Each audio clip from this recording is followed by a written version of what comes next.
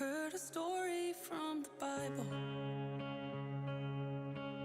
when I was just a little girl about a broken-hearted woman who met the Savior of the world. Thought it was just another story. My name is Mrs. Uche Majekodunmi. I often call myself Mrs. Weruche Okaru Majekodunmi, my maiden name.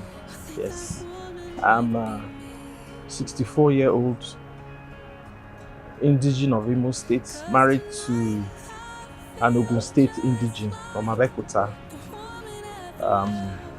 I'm from Oguta. Fulfilled all my rites of passage as an Oguta indigene. For all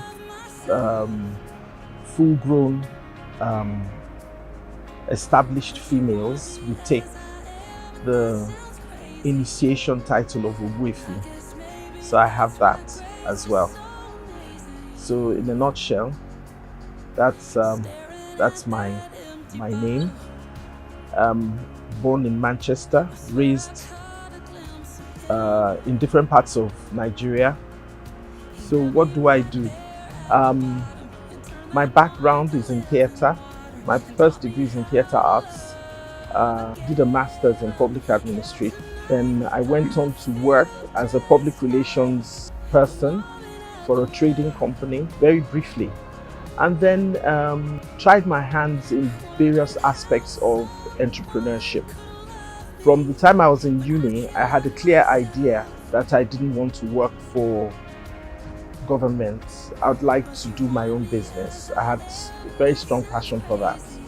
The first initiative was a fashion house, and we had to give up on that. It was quite challenging. And then I went on to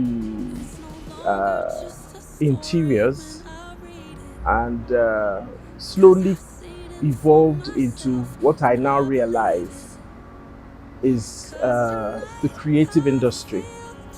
So I never actually initially identified myself as a creative, and unfortunately Nigeria doesn't really give much room for creatives, and it's unfortunate because that's where the world is moving towards now, creativity. So from there I moved on to events, and events just didn't happen overnight.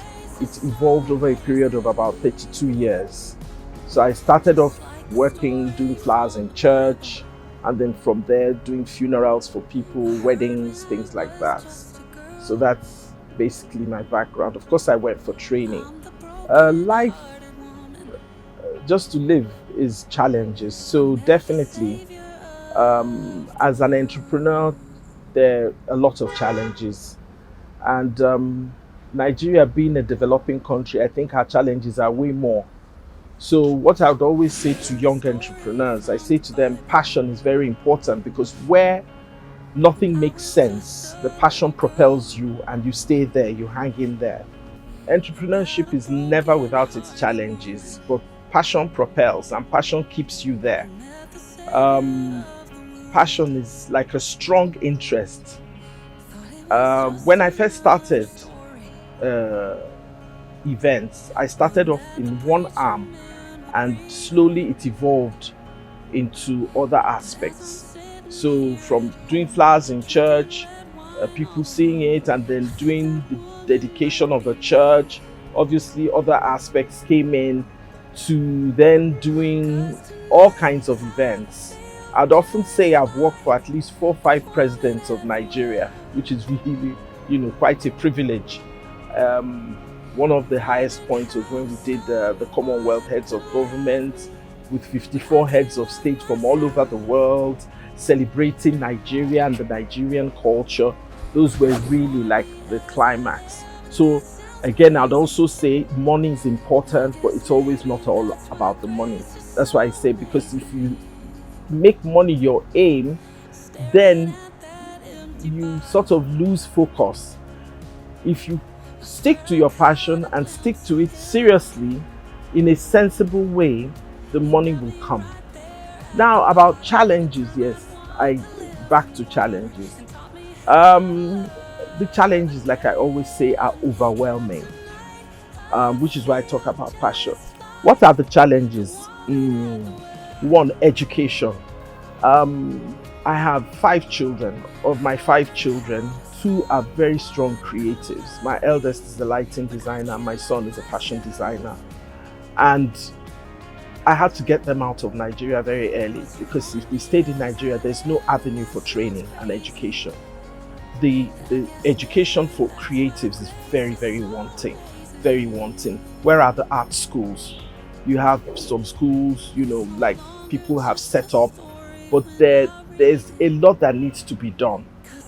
But having said that, I look at our music industry and we've really tried, people have really evolved, but there's still gaps, you know, in other aspects, but still, all things said and done, Nigeria has tried, but I would still stick on the education. It could be much better. There's a lot more that could be achieved in other aspects of creativity. Now, another thing I would say as a challenge majorly is access to funding. You know, the banks, you go to the banks for financing and it's as man, no man.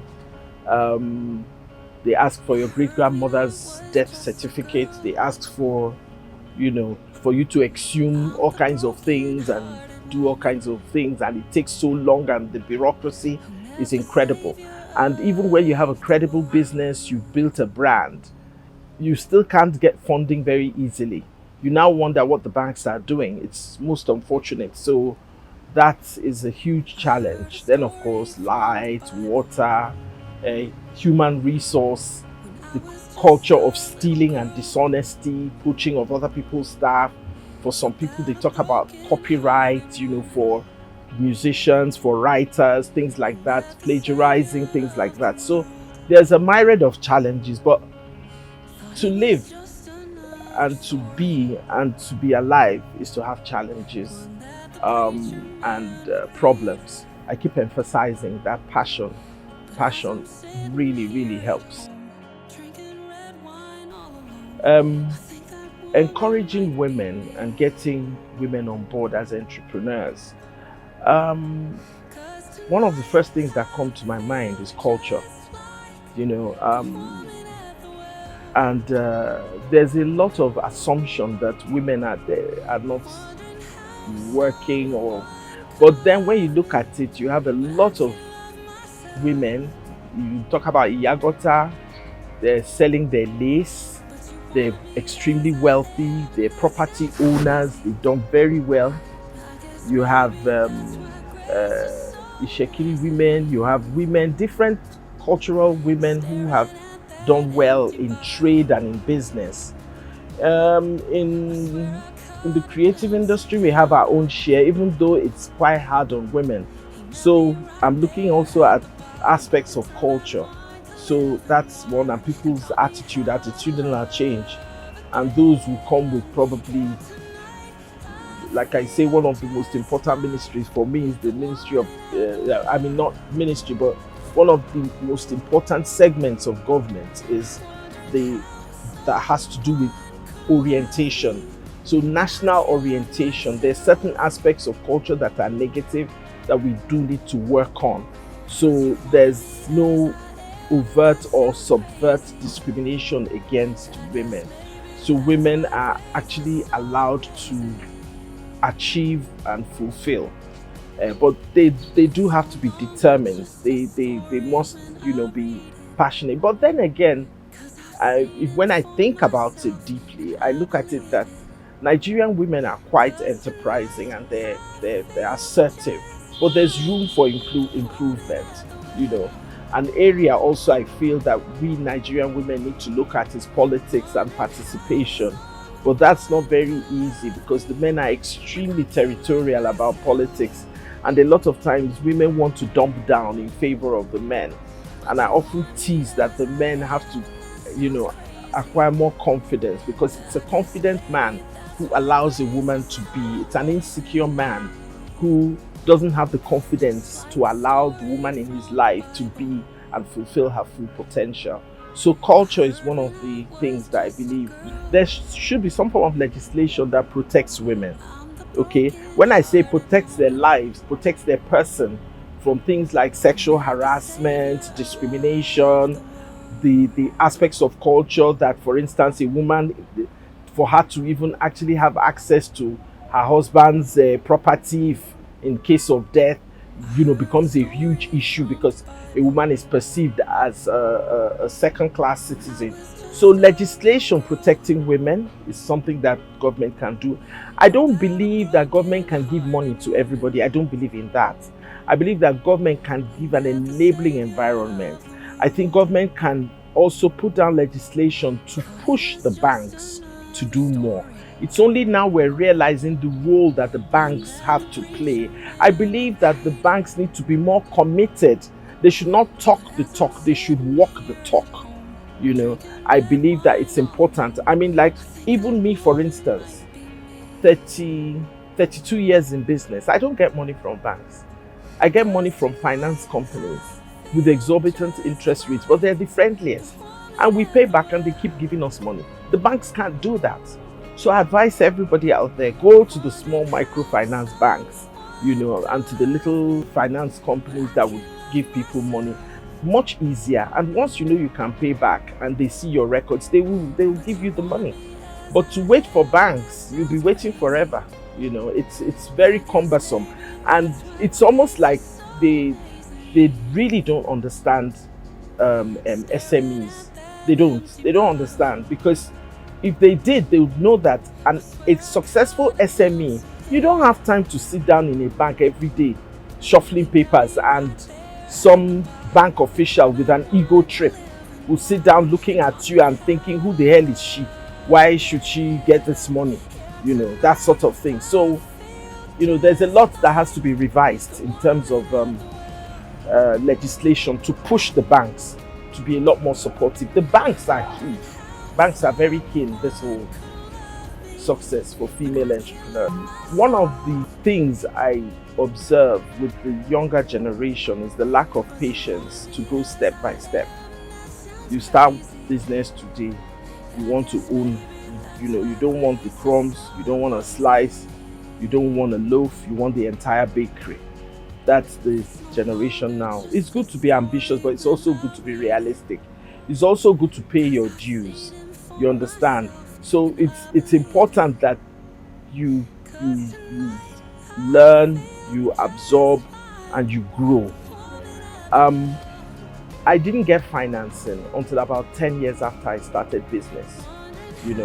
I started off on my own, and very small, from the little bouquet to doing up somebody, and it was with clients paying me, and I reinvested in my business over time. So people, it's good to be swift, but that hurry and borrowing very, very heavily in a crazy economy, doing all kinds of unsavory things for access to money, I'm not for that. I believe that you grow steadily, learn from your mistakes, keep adding, keep growing, that's my strong belief, that one has to take one day at a time and not be excessively in a hurry. Men should be confident enough to let women be. Men should be confident enough to let women be.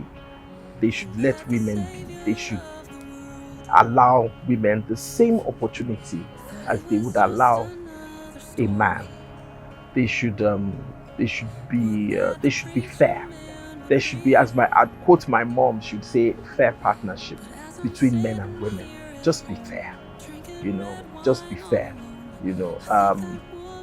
give them respect in the workplace, consider what they have to say, consider a female contribution in a business or in a venture or whatever, as opposed to being dismissive and chauvinistic you know, there should be school feed a woman. No, women are very hardworking.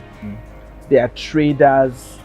It's historically Nigerian, different parts of Nigeria have women who have traded. You have Yoruba women who have traded. You have Onitsha women who have traded, who ruled the markets in the olden days. So there's not that women are being given anything, they're being spoon-fed or being given what they haven't earned.